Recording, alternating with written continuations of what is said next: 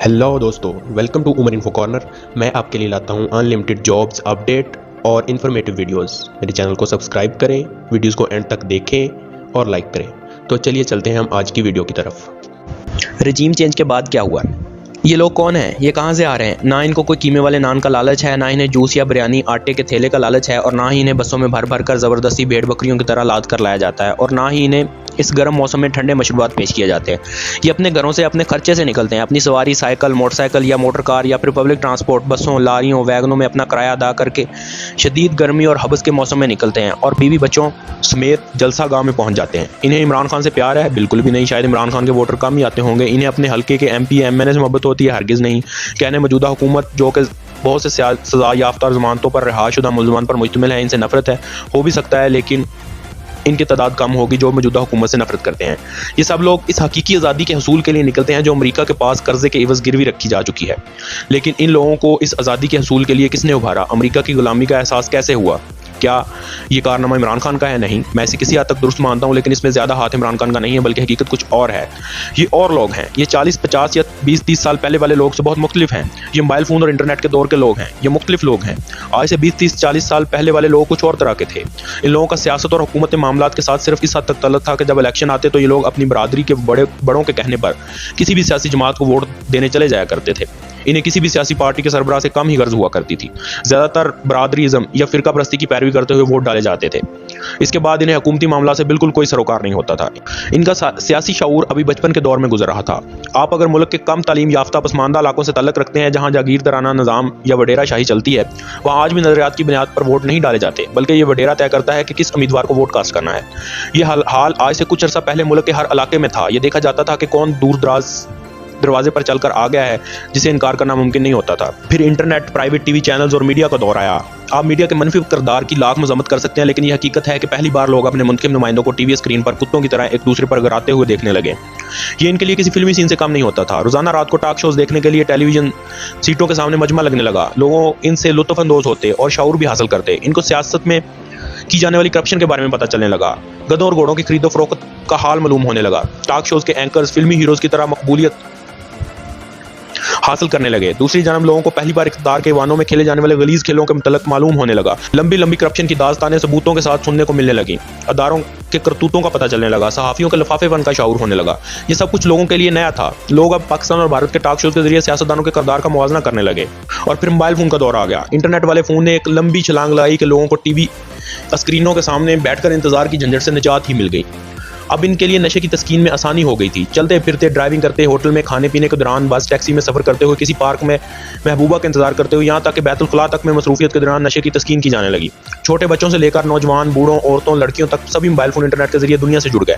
Facebook, Twitter, YouTube, अब हर मौजू पर खुलकर इजहार ख्याल किया जाने लगा। अब हर शख्स खुद ही एंकर था और खुद ही नाजरीन था और खुद ही चलता फिरता मीडिया पर्सन बन चुका था। अब वो टॉक शोज के एंकर पर्सन की तरह खुद ही अपने दिलो दिमाग में सियासी तजिए करता रहता है और हालात को समझने की पूरी सलाहियत रखता है। जब रजीम चेंज जैसा खेल खेला गया तो इस खेल के सभी रेफरी को, स्क्रिप्ट राइटर को अंदाजा लगाने में कोहमालिया जितनी बड़ी भूल हो गई थी कि ये 40-50 साल पुरानी वाली नस्ल नहीं रही। अब ये नस्ल वो थी जो मरीख पर होने वाले छोटे से वाक़े की भी तमाम तफसीलात से अप टू डेट होती है। बंद दरवाजों के पीछे की गई साजिशों से इस वक्त वाकिफ हो जाती है जब साजिश अभी लोगों के जहनों में होती है। मौजूदा रजीम चेंज प्रोग्राम कहाँ से शुरू हुआ, कहाँ से होता हुआ कहाँ तक पहुँचा, ये लोग इसकी एक छोटी जजाइयत से पूरी तरह आगाह हैं। किस अदारे ने कैसे और कितना किरदार अदा किया, कैसे कैसे घोड़े खोते खरीदे गए। आधी रात को खुलने वाली अदालतें इनके गैर आईनी कानूनी फैसलों की तफसीलात से हर शख्स इस तरह आगाह था जैसे वो कोई हॉलीवुड की फिल्म को पूरे इनहमाक से देख रहा हो। हत्ता कि जब इसने कहा कि कोई रह तो नहीं गया, तो इस जुमले के करब को भी चंद मिनट बाद हर पाकिस्तान ने अपने दिल में महसूस किया। रजीम चेंज प्रोग्राम इसी रोज नाकाम हो गया था। जिन लोगों को हुक्मरान बनाकर काम चलाने की कोशिश की गई थी वो भी कौम के मिजाज को समझने में माउंट एवरेस्ट जितनी बड़ी बुलंद गलती कर बैठे। जहां इतने बड़े बड़े दिमाग लोगों के जहनों को समझने में नाकाम रहे थे, वहां ये कम अकल, कम शऊर, खोते दिमाग वाले सियासतदान वक्त की नब्ज को कैसे पहचान सकते थे।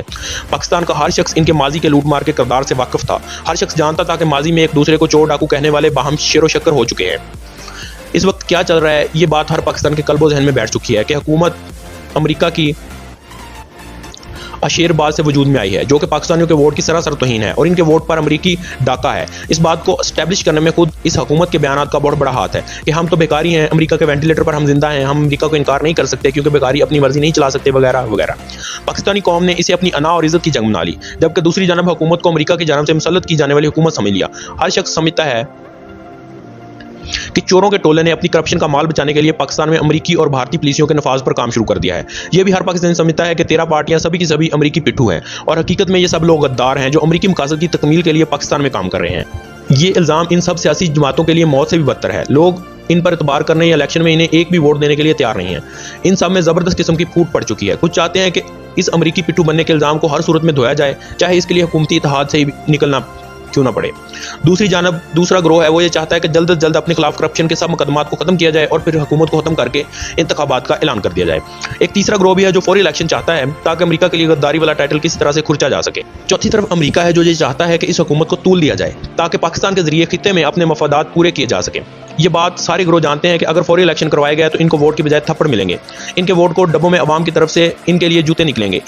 इसी वजह से जैसे तैसे करके इस हुकूमत को चलाने की कोशिश की जा रही है, लेकिन एक एक दिन हज़ारों टन से भी ज़्यादा भारी गुजर रहा है क्योंकि इनके आने के बाद महंगाई तेज़ी से बढ़ रही है, डॉलर ऊपर ही ऊपर जा रहा है और स्टॉक एक्सचेंज नीचे से नीचे जा रही है। एक महीने के अंदर खजाना आधे से भी ज़्यादा खाली हो चुका है। होलनाक गर्मी में बदतरीन लोड शेडिंग ने आवाम को पूरा पागल कर दिया है। अब वो रजीम चेंज करवाने वालों के गिरबान पकड़ने के लिए भी पूरी तरह तैयार हो चुके हैं। वो लोग जो हुकूमत तब्दील होने के बाद डॉलर नीचे जाने और स्टॉक मार्केट ऊपर जाने के नवीज सुना रहे थे, वो भी शर्म की वजह से मुंह छुपाते फिर रहे हैं। मुल्क में एक कहराम बर्पा हो चुका है। दूसरी तरफ रोजाना होने वालों जलसों और इनमें शरीक होने वाले लाखों अवाम ने सभी के औसान खता कर दिए हैं। ये अवामी प्रेशर कुकर फटने के बिल्कुल करीब है और अदारे बहुत खौफनाक रिपोर्ट्स दे रहे हैं। यही वजह है कि दुनिया को कोई मुल्क बल्कि दोस्त मालिक भी एक पैसे का एतबार करने के लिए तैयार नहीं है। सब ने इमदाद देने से इनकार कर दिया है। अब अगर पायन अपने लंदन वाले फ्लैट्स बेचकर रकम खजाने में जमा करवाते हैं तो हुकूमत चल सकती है, वरना मुल्क इनके दौर में दिवालिया भी हो सकता है और फिर अब इन्हें अपने कपड़े बेचकर भागने की मोहलत भी नहीं मिलेगी। मुझे जो सूरत नजर आ रही है, इन्हें हुकूमत छोड़नी ही पड़ेगी क्योंकि ना तो माशियत में जान है, ना ही खान का दबाव खत्म हो रहा है, ना अमेरिका भारत माफी देने के लिए तैयार है। वो कह रहा है कि पहले मेरे सारे अधूरे काम करो जिसके लिए मैंने तुमको हुकूमत दी थी। अगर ये अमेरिका या भारत की एक भी ख्वाहिश पूरी करते हैं तो अवाम इनकी गर्दनें दबोच लेंगी। मेरा अंदाजा है कि 10-15 दिन के बाद इनके पास तनख्वाहें देने के लिए की फूटी कौड़ी नहीं बचेगी। अदारे और अदलिया खुद भी बुरी तरह बदनाम होकर रह गए हैं और वो लोग अलग से परेशान हैं। इस मौके पर फौरी इंतखाबात का ऐलान करने से अवाम के गुस्से और नफरत से बचा जा सकता है। मेरा अंदाजा है, जो कि गलत भी हो सकता है, सितंबर से पहले पहले किसी भी वक्त इंतखाबात का ऐलान किया जा सकता है। यह ऐलान कल भी हो सकता है, हफ्ते बाद भी हो सकता है, लेकिन सितंबर से पहले पहले इंशाअल्लाह। हालांकि जरदारी और अमेरिका ऐसा नहीं चाहते क्योंकि इनकी अच्छी खासी रकम खर्च हुई है। ये अपने मकासद के पूरे होने तक इलेक्शन नहीं करना चाहते, लेकिन हुकूमत के लिए खाली खजाने के साथ एक दिन के लिए चलना भी नामुमकिन है। लंदन मुलाकात में जल्द इलेक्शन करवाने या ना करवाने के लिए मशवरे जारी हैं। ये जान छुड़वाना चाहते हैं, लेकिन जरदारी अमेरिका सख्त मुखालफत कर रहे हैं और शदीद गुस्से में हैं। मीडियाई गिद्दें जो ख्वाबों की शौकीन थी और मादी की तरह एक बार फिर कौम के पैसे पर हुकूमती अयाशी की मुंतजिर हैं, इन्हें भी अब कुछ मिलता नजर नहीं आ रहा क्योंकि खजाने में कुछ हो तो सबकी अयाशी का सिलसिला शुरू होता है। अब वो सब भी एक एक करके तनकीद का निशाना बनाने लग गए हैं। हुकूमत, अदारे और हुकूमत के इत्तेहादी तो यहाँ पर खड़े हैं। इमरान खान बहुत तेज़ी के साथ हर शहर में सियासी बारूदी सुरंगें बिछाता जा रहा है, जिस पर जैसे ही हुकूमत का पाँव बढ़ेगा इनके परखच्चे उड़ जाएंगे। रजीम चेंज प्रोग्राम बुरी तरह फ्लॉप हो गया है, बल्कि यहाँ से लेकर अमेरिका के अंदर तक छितर ही छितर पड़ रहे हैं। फिलहाल इस शतरौल से निजात मिलती नजर नहीं आ रही। मिलते हैं इंशाल्लाह अगली वीडियो में। अपने इस यूट्यूब चैनल का और अपनी सेहत का ख्याल रखें। अल्लाह निगहबान।